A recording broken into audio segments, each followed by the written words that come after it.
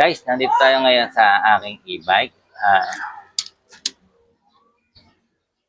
Ang gagawin natin guys ay magpapalit tayo ng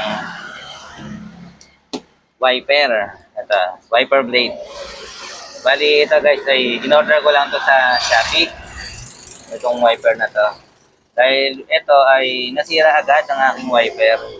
Naputput agad yung niya, pinaka-rubber ito. Wala na. Kaya ngayon guys, pumunta ako sa Kuda. Sobrang mahal pala ng wiper sa kanila, 280 pesos. Kaya naisip ko, makatingin muna sa iba.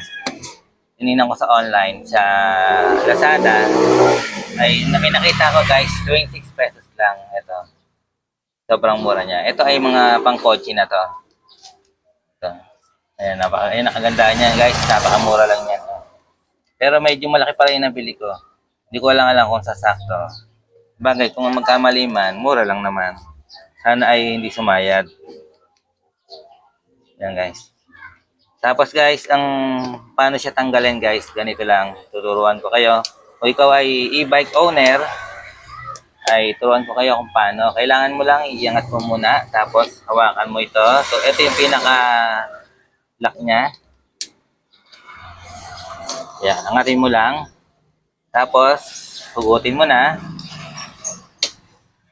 Ayan guys, nakita niyo ba yung niya, rubber niya? Wala o naputpod. Bagong-bago lang yan eh, nakapagtakay na tanggal, parang marupok. Kumaga yung parang nabilad na rubber, tapos pag hinawakan mo, agad, durog agad. Ang bilis niya nasira. Ito, ang tawag daw dito ay banana type na blade. Ito, pag ginamit mo siya guys, ay kailangan mo lang tanggalin yung seal. Kaya kung ikaw ay e-bike owner at gusto mong palitan ng blade ng iyong e-bike na mas malaki, sukat na sukat, bili ka lang sa Shopee or Lazada. Pagkabet guys, ganito lang daw siya.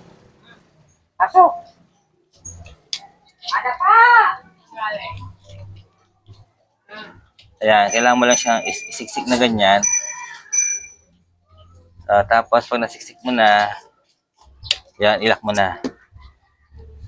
Ayan guys, tetesting natin kung sasayad.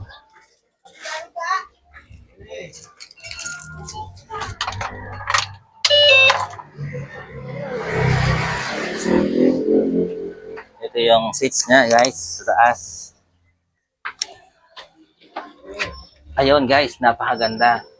Perfect na perfect. Talagang 26 pesos lang guys. Napakaganda na ng wiper mo. Mas malaki pa. Kitang-kita guys, napakaganda yung luminis. Luminis ng salamin. Buti na lang may Shopee and Lazada. Kaya guys, kung kayo ay e-bike owner at yung magpalit na wiper, compatible pala siya sa mga pang-kotse. Pang-kotse kasi yung binili ko. Compatible siya. Universal siya, pwede ipalit sa mga kotse or sa mga e-bike. Iisa lang pala yung mga sukat nila kasi ganito lang yan guys. So, para hindi ka mapunta ka, so, click mo lang to guys para ma-open. Yan. Tapos, kailangan mo lang isuksok dito yung bakal. Yan. Ito yung pinaka-lock niya. Tapos, isarado mo na. Tapos, ito yung pinaka-sealed niya. Ayan guys, kung meron kayong natutunan dito sa aking YouTube channel, please like and subscribe lamang dito sa aking video. Comment down below guys kung meron kayong mga katanungan. Ayan. Kaya gusto nyong pagandahin ng inyong e-bike at maganda, nood lang kayo dito sa video na to. Salamat guys!